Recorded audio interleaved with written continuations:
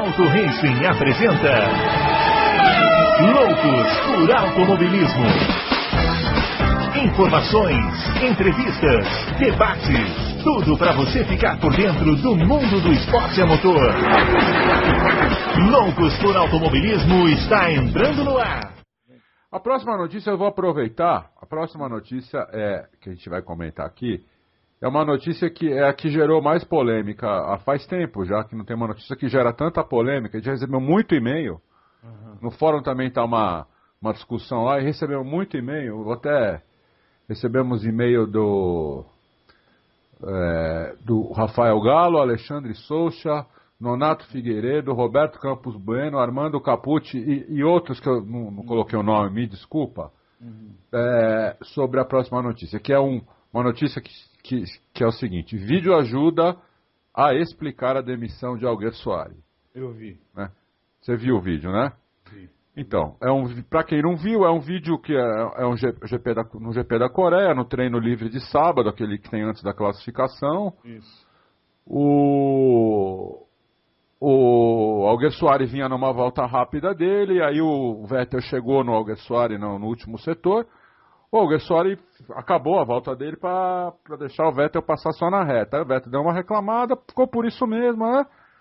Só que aí mostra o Helmut Marko lá no box da Toro Rosso. Ele foi lá no box, ele não é lá que ele fica no box da Red Bull, né? Isso. Ele foi lá no box da Toro Rosso e deu um belo de um esporro no Alguer Soares, que tentou argumentar, dizendo que ele estava na volta rápida dele.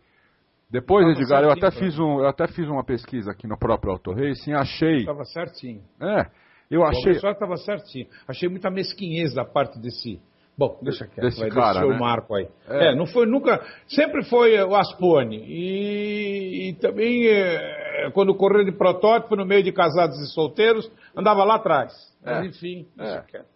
Também achei muita mesquinhez. É amigo do dono. Outra, o cara, dar passagem, claro, todo mundo dá, mas existem momentos e momentos. Lógico. É aquilo que a gente falava do Nakajima, e uso o Nakajima como exemplo, e hoje até poderia se usar até o Ricardo e o Trulli. Se você está num misto, escuta, você também está disputando, não importa que é a 26ª colocação, e daí? Lógico. Que é a 20ª, 18ª, você está na corrida. Lógico. O outro que espere, ué. Lógico, eu também acho. Agora, reclamar, isso eles reclamam desde a barriga da mãe. Lógico. Então, tomou um dedo, mete outro. Tomou um dedo com a mão direita, mete com a mão esquerda. Aliás, já até põe, já sabe que o cara vai reclamar, já fica aqui com o dedão pra cima. Isso. Porque, porra, tá com puta de um foguete rateando o que toma, agora vai embora. Mas o terceiro encostou nele, o azar. E outra, Júnior, era treino livre, não valia nada. Sabe o que é isso? Câmeras, ação, holofotes, luzes. Né? Bem, você entendeu? Bem chato isso. E eu achei desagradável, não tinha nada. E olha, e o que é pior pra mim, Júnior? Se foi por este motivo que mandou o Alguer Soares embora, vai caçar um serviço, porque não entende absolutamente nada. O que eles queriam era outra coisa, e agora estão com essa desculpa esfarrapada de uma coisa. Não, foi na classificação por causa daquilo, perdeu 2 décimos, e com esses 2 décimos passou o Button, passou o Lewis Hamilton, passou o Alonso, e o coitado de pobrezinho do Vettel foi para 6ª posição. Ainda assim não justificava. Azar do Vettel de ter encontrado o cara naquela hora, como é um azar de todo mundo em determinado momento, Júnior. Não tenho nada a acrescentar. Você concorda, Júnior? Não tenho nada a acrescentar. Não. É inadmissível. Inadmissível é o seu Mattis manter esta mula no cargo que tem. Também acho. Que é outro que podia ser vice-diretor junto com o Domenicali. Bom, vai, tudo bem. Bom, é isso aí, não tem nem... Você estava me contando, você fez uma pesquisa... Eu fiz uma pesquisa e fui ver se eu achava mais alguma coisa que a gente tivesse publicado sobre isso na época, e achei... Naqueles boletins que a gente publica de todas as equipes, depois de cada treino e de cada corrida, no boletim de... Tava lá, no boletim da classificação da GP da Coreia, da Toro Rosso, tava lá o Alguer Soares dizendo, inclusive, que ele já uma volta antes, ele tinha encontrado o Vettel já tinha chegado nele, e ele não estava em volta rápida, o Alguer Soares, e ele não sabia se o Vettel estava ou não estava, então ele abriu aonde ele está. A hora que o Vettel chegou, ele abriu pro Vettel. E aí o Vettel passou ele, porque o Alguersuari não estava na volta rápida, estava na volta de aquecimento do pneu. Quando o Alguersuari abriu a volta de aquecimento, abriu a volta rápida dele, provavelmente o Vettel já tinha fechado, porque ele passou o Vettel. Ah, ok. Aí ele foi, e aí no final da volta o Vettel chegou de novo nele. Então ele diz lá, ele falou, olha, eu não ia abrir 2 vezes na mesma volta. Escuta, não, aí também é demais. Aí eu não tiro a razão do Alguersuari, não. Até porque se o Vettel levantou o pé, é porque já tinha feito a volta dele, e por isso que o Alguersuari passou de novo, então não justifica. Júnior, foi bom você ter achado isso, que piorou agora a minha opinião a respeito daquele idiota. Piorou, né? Piorou, que é mais anu do que eu imaginava. Vou pôr para concorrer com o americano lá de Indianápolis. Lá vão ficar tá certo que no Photoshop ainda ganha o outro, mas tá lá o seu Helmut Marko meio que cabeça a cabeça. Tenha santa paciência. Eu já não tenho nenhuma simpatia por esse cara. Depois dessa, então... Não. Júnior, deixa quieto. meu nono siciliano falava, guarda-te de quello marcato per Dio. Como é que ele falava, Edgar? Cuidado com as pessoas marcadas por Deus. Uau. Deixa quieto. Vamos lá. Cala-te boca. Aqui uma outra coisa interessante que eu achei aqui, ó. O Todd, a gente sempre fala muito do Domenicali, né? É verdade. E o Jean Todt, que foi chefe de equipe da Ferrari de quantos anos? 10 anos, Edgar? Por aí. Por aí, né? Por aí. Quase que criou estabilidade. E hoje ele é presidente da FIA, ele diz assim, ó. Domenicali está no olho do furacão. Ainda bem que é do furacão, porque no momento eu fiquei preocupado quando eu comecei a ler a notícia. Não, depois eu me acalmei. Domenicali está no olho, como aí do furacão. Bom. Ufa. Porque a notícia, quando eu peguei a notícia em si, não peguei a manchete. E ela estava entrecortada, parou no olho, entendeu? E o furacão estava embaixo. Até chegar lá embaixo e levantar a página para ler, foram momentos de expectativa e tensão. Imagina o presidente da FIA falando uma coisa dessa. Não ia pegar muito bem, né? Não, realmente seria desagradável.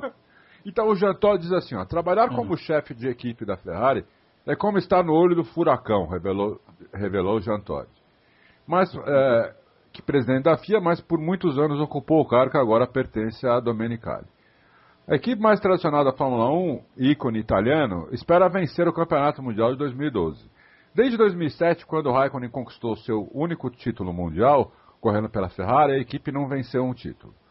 Aí o Todd diz assim, o trabalho de Stefano é a mesma coisa que estar no olho do furacão. Eu também fui um grande objeto de críticas, mas no final tenho orgulho de ter tomado a decisão de me aposentar, evitando assim o risco de ser demitido. Sabe a atitude. Sabe a atitude, não sei o que tem nessa entrelinha aí. É verdade. Né? Eles diziam que não tinham um carro competitivo, agora em 2010, mas eu não concordo. A Ferrari não era tão boa quanto a Red Bull, mas mesmo assim não era um carro ruim. Faz sentido. Houve só aquela confusão que provavelmente deve ter vindo do Versus, como a gente trocou ideias aqui à distância, que atrapalhou, mas você vê que o Alonso, em algumas oportunidades, ou com o pneu certo para 2 voltas ou 3, vinha na jogada. Claro, não, contra a Red Bull esquece, nada. Nada. Não. Mas se você olhar num todo, e comparar, por exemplo, com uma Mercedes, que tem poder, que tem gente competente, que tem piloto, que tem tudo, a Ferrari também reclama de barriga cheia, porque isso faz parte do espírito da equipe, reclamar. O italiano nunca está satisfeito com nada. Ou ele é o melhor do mundo, ou não é. Meio como o brasileiro também, né? Mas nisso somos gêmeos. Entendeu? Ou ganhamos ou não somos nada. Nada, exatamente. Então, aí, claro, eu acho assim, por um lado, claro, eu acho que o seu presidente foi muito polido, né? Até por uma equipe que realmente conseguiu grandes resultados, fez muito. Pessoas de lá de dentro, e pessoas com muito acesso dentro da Ferrari falam que as atitudes do Domenicali não chegam aos pés das atitudes do Jean Todt, que ele era bem napoleônico na época, e isso até justifica certas atitudes da equipe. Imagina que a equipe repetiu 2, 3 grandes prêmios, erro de troca de pneu. Imagina, eu não me lembro disso. Eu também não. Talvez você ou até os internautas que são mais detalhistas devem ter corridas gravadas, aí o paradas. Schumacher eu não lembro de nenhum erro. Então, Nenhum erro. só aí já é uma amostragem. Agora, imagina o resto. Aí tem a história do pedaço de papel no chão, daquele pano que não foi passado, entendeu? Do cavalete. Entendeu? Que ele vinha na ponta do pé e com a latinha de vaselina na mão, entendeu? Aí, meu amigo, senta, neném. Então, essas coisas acabam fazendo diferença, principalmente quando você tem uma cobrança como você tem por parte da Ferrari, né? Eu acho assim, acho que foi uma declaração muito polida dele, até para dar uma força para o senhor Domenicali, que já tem a força suficiente do Luca. E realmente o Luca, quando toma determinadas posições, enquanto o Luca acreditar, a coisa funciona. Porque a hora que o Luca não quiser mais, muda em 5 minutos. É questão de pegar o telefone. É verdade. O Luca sempre foi assim, entendeu?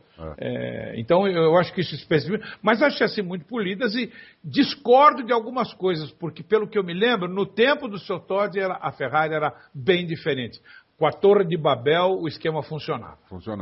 Aí o Todd acaba a declaração dizendo o seguinte: o dirigente também revelou ainda acreditar em Felipe Massa. Ele diz: Felipe não se adaptou aos novos pneus Pirelli, mas acho que ele ainda é um bom piloto e mostrará isso em 2012, concluiu. Eu fico satisfeito de ouvir isso da boca de um Todd. Parecido com o que falou o próprio Luca. Exatamente. E das pessoas que estão mais por dentro, né, que estão fazendo essa avaliação. Que bom, não estamos sozinhos. Isso já é um conforto para a gente, em achar e acreditar nisso. Né? Fico feliz, porque é uma coisa que a gente bate nessa tecla há tanto tempo, aí como pode parecer aquela coisa, Brasil, Zil. Não, aí pelo menos então vem por parte da França, vem por parte da Itália, vem por parte da Alemanha, legal, fico muito feliz por não estarmos, que realmente a gente sempre tem acreditado nisso, né, Júnior? E não estarmos sozinhos com essa opinião. Se estivermos errados, que bom, vai ter muita gente que vai estar errada com a gente. Como errar é humano, não tem dúvida. Não tem dúvida. Eu continuo acreditando. Eu também. Pô, o Juliano mandou 9 previsões infalíveis para o ano de 2012 que se avizinha. Parece aqueles adivinhos que mandam as previsões, né? Morre o presidente dos Estados Unidos. Vamos ver, hein, Juliano. Papa será assassinado. Nós vamos guardar esse e-mail aqui e no final do ano vamos ver. Primeira previsão dele.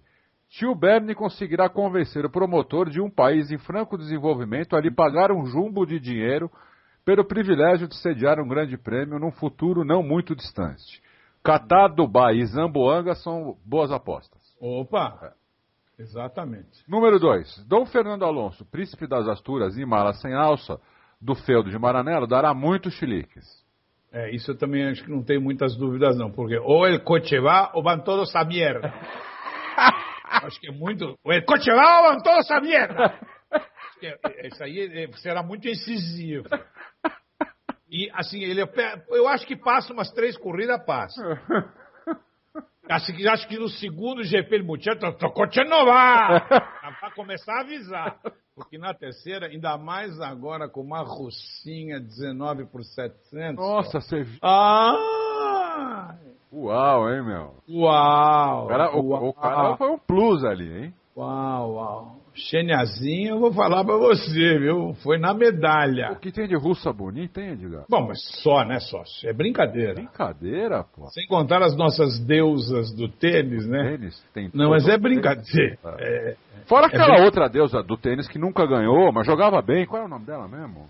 Tem várias. Parou há uns 4 anos atrás, já virou... Que era modelo, já. Já era modelo. Já era modelo, então. Até hoje tem perfume com o nome dela. Nossa, ela é maravilhosa. Aquela... É verdade. Não, todas elas são maravilhosas. E Dom Alonso mandou Dona Raquelcita andar e se emburacou na Xeniazinha. Tá mal ele ou não? Vamos ver se distrai ele um pouco. Quem sabe? Não, o problema é que se el coche es una mierda... Por la noche, muchacho, por la noche, ele vai ficar mais brabo ainda. Vai ficar mais brabo ainda. Porque vai ficar muito puto à noite, vai ficar na varanda, né?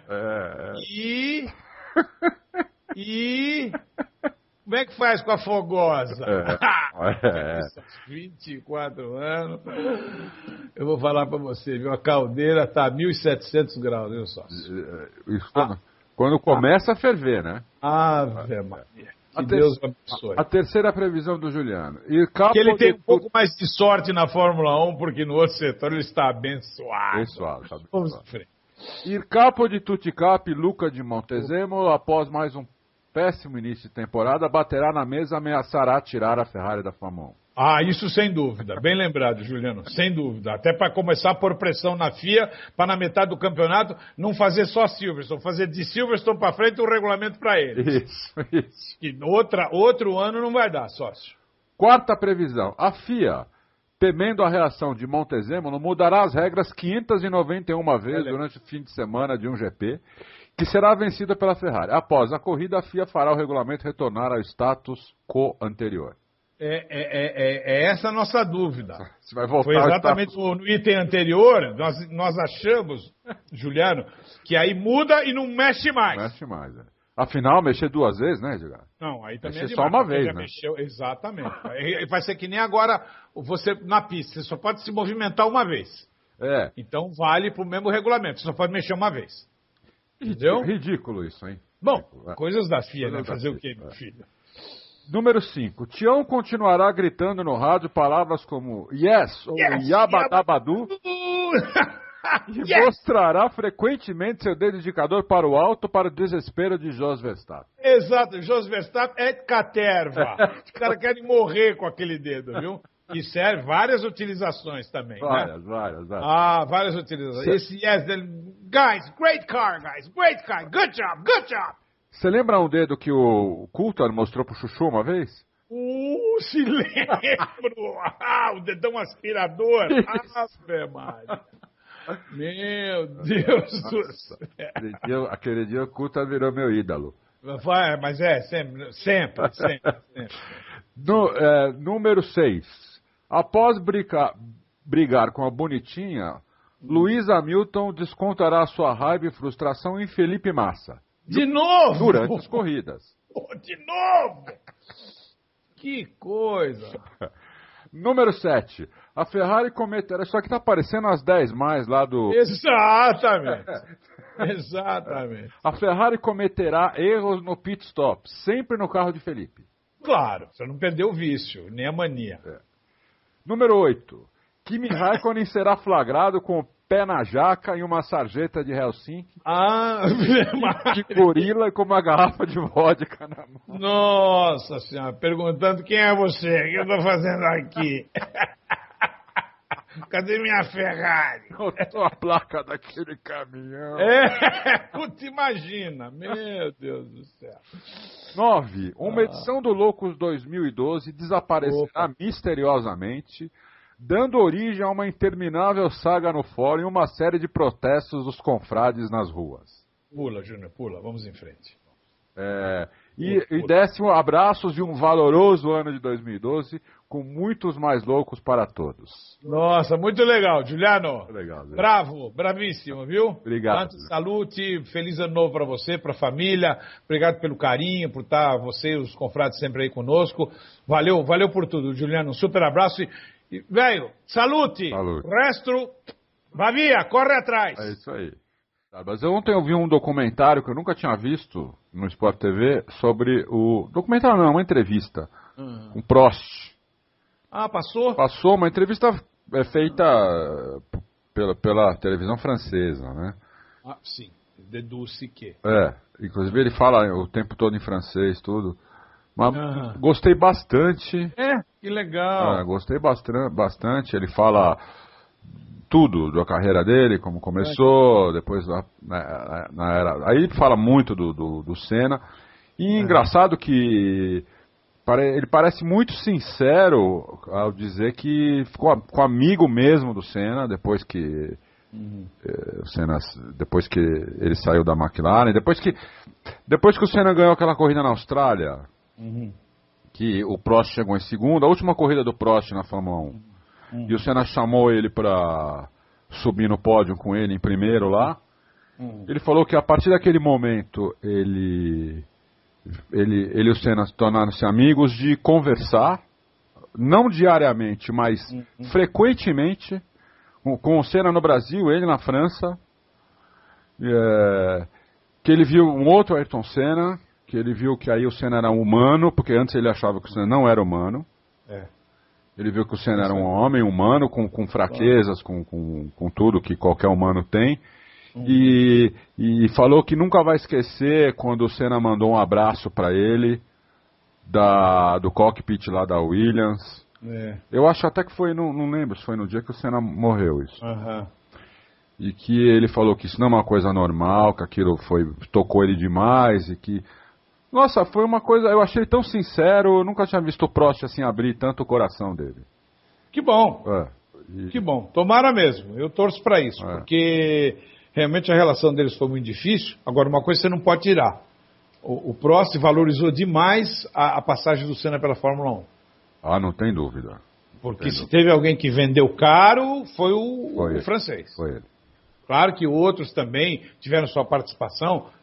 Não tinha vida fácil naquela época para ninguém. Não. Você olha, o esquadrão era um pior que o outro. Mas o Prost, por ser mais detalhista, porque a gente sempre sabia que ele era mais pentelho com o carro dele, que ele ia no detalhe, que era a única maneira de tentar acompanhar. Era ele ter um super carro, super acertado, que o Joe Ramirez conta isso no livro dele, que quem estava naquela época acompanhou isso, e sabe que ele sempre foi extremamente detalhista, né? Ele é daquele de chegar em casa assim, 6:30 da tarde, falar boa tarde, para que se tiver alguém na cozinha, e já passa a mão em cima da televisão para ver se tem pó. Manja quando você passa o dedo? E se tiver pó, dá um pulinho aqui, que pó é esse aqui? Como quem diz, porra, ficou a tarde inteira em casa e não limpou a porra, tirou o pó? Ele é desse tipo. Nossa. Por isso que quem conseguiu o que ele conseguiu, e até os que ele perdeu um campeonato de Renault incrível. Foi. Então, ele podia ter até tido mais títulos, pelo piloto que foi. E sempre lembrando, Júnior, numa época extremamente difícil, só tinha carne de pescoço. Só tinha carne de pescoço, Júnior. Só. Não tinha. Escolhe, aponta um. Não era... Claro que variavam os carros, que eram melhores ou piores, mas os caras eram bons. Além do Prost, eu piquei o Mansell. Piquet, Mansell, era um pior que o outro, Berger, vai vendo. Então, eu acho que, na realidade, pelos momentos que passaram, o Ayrton, o Prost, valorizou muito os resultados do Ayrton. E a gente sabia que o Prost, quando garoava, ele desaparecia, porque não gostava de chuva, Tem piloto que não gosta. Não é nenhum... O cara não gosta de chuva. Lógico. E é um direito que ele tem. Dava até... vai chover, tchau, esquece o Prost. Esquece mesmo. Ele conseguiu rodar em Imola na volta de apresentação na chuva. Foi. Então, e ainda para piorar, chega no box, falou com o cara num caminhão, ainda bem que mandaram ele para França, de volta. Então, legal, que bacana que ele tenha falado isso. Espero que passe de novo aí para mim assistir. Para terminar, pergunta aí pro Edgar, quais são os anos que ele fez o Cautio pela TV Bandeirantes? 83? Putz, nasci nesse ano. Segundo alguns conhecidos, temos alguns gols na voz do mestre e estamos conferindo. É verdade. Sucesso, saúde, paz e muita prosperidade para todos e viva o Auto Racing. Nossa, que legal, Fabião. Muito obrigado, viu? Obrigado. Menos da nossa parte, mas obrigado. Valeu. Realmente a finalidade é essa, né? É passar um pouquinho que a gente sabe da nossa experiência aí. Sempre junto com o Júnior, levantando aí pontos que a gente sabe pela paixão que a gente tem, como a gente gosta, claro, com vocês não seria diferente. Então a gente fica feliz de quando encaçapa um alvo, finalidade, missão cumprida, né? Lógico. Então eu Quais acho... são os... Você lembra de quando você narrava futebol? Foi 83, Edgar? Eu acho que sim. Porque... Bom... Para meu azar, eu narrei um São Paulo e Corinthians que o Corinthians foi campeão, né? Sério, Edgar? Morumbi, tá bom para você ou não? Grande, Edgar. Ainda tive que gritar gol. Beleza. Ossos do ofício, né? Fazer o quê? Não é sempre que você troca uma Raquel por uma loirinha, né? Então, enfim. Mas foi. Eu acabei... tive ótimos mestres. Primeiro que eu tive ótimos mestres, né? Trabalhei com grandes narradores, então você acaba sempre aprendendo um pouquinho, porque assim, quando você não sabe, imita. Então, imita que ajuda. E nas emergências, liso como um bagre ensaboado. Vai fazer handball. Pô, não tinha nem ideia com o que jogava aquilo. Quando eu me vi, me botaram num avião para ir fazer final do Mundial de Handebol em Manaus. 59 graus na sombra, dentro do ginásio, estava insuportável.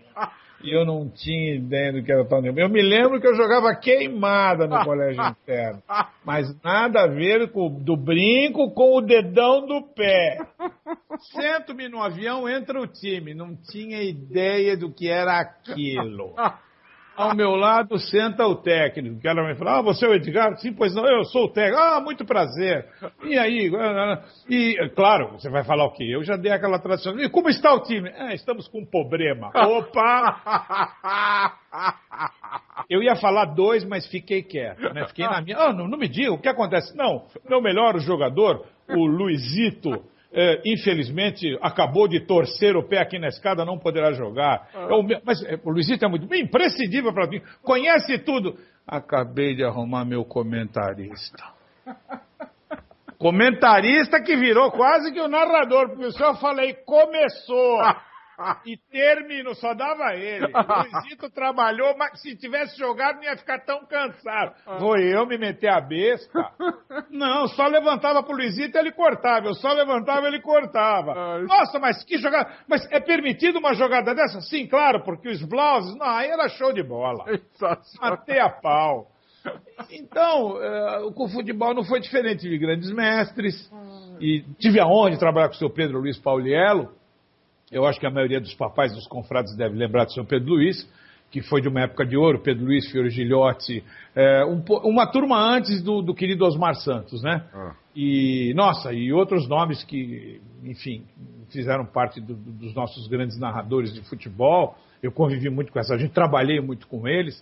Então a gente acaba aprendendo, e com grandes comentaristas, né? Que começou com o queridíssimo Geraldo Bretas, que uma criatura maravilhosa, que eu devo muito, e o queridíssimo Mário Moraes, o grande Mário Moraes, que eu sempre muito carinho pelo seu Mário, uma figura, um homem que entendia profundamente de futebol, a convivência com o João Avelino também, o querido 71, técnico de futebol, com tantos anos, com tanta experiência, que me ensinaram muito, eu sempre ouvindo e sempre perguntei-lhe. A minha vida inteira eu sempre fui perguntelho, Júnior. Porque cedo eu descobri que você só aprende sendo perguntelho. Lógico.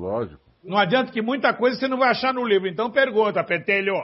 Tá certo. Espera a hora certa e pergunta. Se perguntar na hora errada, toma no contrapé. Então usa a cabeça. Espera o momento e deixa engatilhada. Pintou a brecha, empurra.